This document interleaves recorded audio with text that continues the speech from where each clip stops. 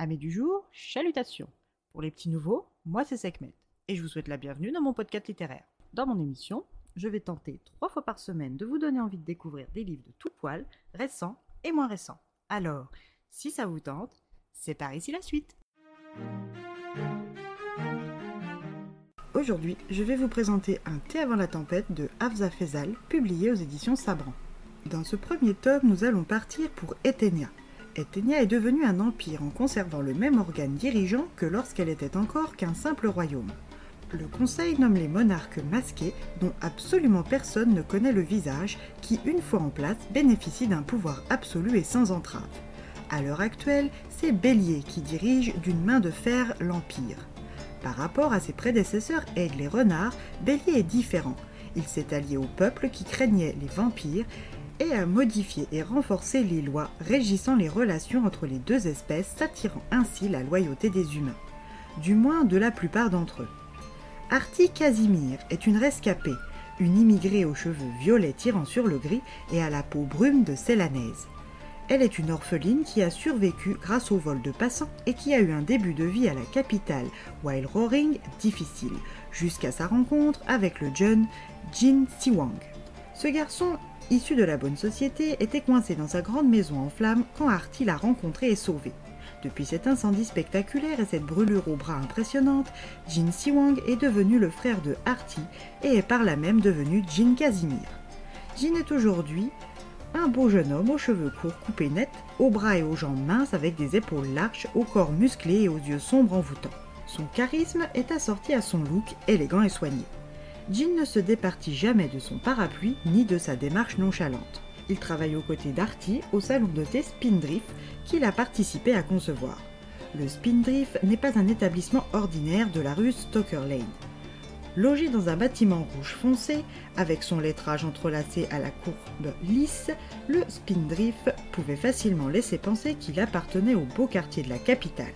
Les clients oubliaient vite les fonderies, les maisons closes ainsi que les maisons en piteux état qui entourent le salon. Une fois à l'intérieur, l'impression persiste car le lieu est lumineux et attirant et accueille du beau monde. Le Spindrift a une double casquette que personne ou presque n'ignore. Jusqu'à 19h, le salon sert du thé à sa clientèle et une fois 19h passées, le service change et le Spindrift se transforme en bar à sang. Jin a astucieusement créé des mécanismes divers et variés pour changer les lieux le plus rapidement possible entre les deux sortes de clientèle. Pour l'aider, Artie et lui peuvent compter sur Rémi, Félix et les autres serveurs-serveuses du Spindrift. Pour Artie, ce lieu est plus qu'un salon de thé prospère, c'est un pion sur l'échiquier de sa vengeance contre Bélier. Elle s'est, à côté de son commerce, spécialisée dans le très lucratif business de l'achat et de la vente de secrets. Elle les collectionne et s'en sert habilement contre tous ceux qui lui mettent des bâtons dans les roues. Le Bélier lui envoie régulièrement ses cornus, les gardiens de la capitale à la peau blafarde et aux cornes plus ou moins grandes, pour procéder à des fouilles du Spindrift. Mais si tous savent que l'établissement vend du sang illégalement, personne n'a encore pu le prouver. Lors de la dernière fouille, les cornus, Artie a appris que son logeur l'avait trahi, et ce malgré les loyers dûment et grassement payés ou les informations compromettantes en sa possession. La soirée n'avait pourtant pas trop mal commencé pour les Casimir. Le célèbre peintre Matteo Andoni avait réglé sa dette de boisson dès la première visite de la patronne à son domicile du 337 Alms Place. L'entretien s'est déroulé presque sans encombre. Après un passage à l'Éden, Artie est fixée, elle va devoir accélérer sa vengeance, 2 semaines avant l'expulsion par le Bélier. Depuis quelque temps, les bas quartiers subissaient des rapts de vampires et personne ne savait où ils partaient ni s'ils reviendraient un jour. Artie allait devoir s'en prendre à la source, les membres de l'Atherium. Cette association, au sein de la pègre, abrite l'élite vampire de White Roaring. Elle est aussi puissante que la monarchie en place, même si elle n'existe pas officiellement. C'est le moment précis que choisit Lace pour faire son entrée dans la vie d'Artie et du Spindrift. Lace Saayad est le grand capitaine cornu. Il est originaire d'Arawiya, un royaume désertique longtemps resté fermé au monde à cause d'une malédiction. Il est ce que son peuple appelle un assassin, un corps-arme. Leur credo est d'être une arme tueuse. Il prend contact avec la criminelle qui est Artie, car il veut lui aussi arrêter le Bélier dans son règne.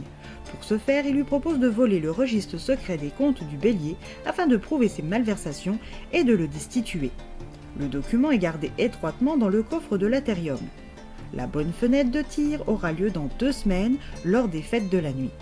Cette fête s'étale sur 1 semaine et réunit les vampires les plus influents pour une grande vente aux enchères au profit du public. Artie est partante malgré les grands risques que ce casse représente. Pour y arriver, elle va avoir besoin de 5 complices. Jean, bien évidemment, Matteo, le peintre immortel, Lace en attendant de pouvoir le doubler, de Flick, la faussaire de génie du quartier, et d'un complice à l'intérieur de la fête qui sera désigné un peu plus tard. Avec ce chiffre impair qu'elle affectionne tant, Artie arrivera-t-elle comme toujours à tirer son épingle du jeu? Face arrivera-t-il à ne pas se faire doubler par la roublarde et charmante Artie? Jean pourra-t-il enfin vivre une vie heureuse sans l'ombre de la vengeance qui plane au-dessus de lui? Flick ou Felicity Linden arrivera-t-elle à régler ses comptes avec sa mère grâce à ce coup d'éclat? Le Spindrift rouvrira-t-il ses portes? À vous de vous plonger dans ce roman pour y glaner toutes les réponses.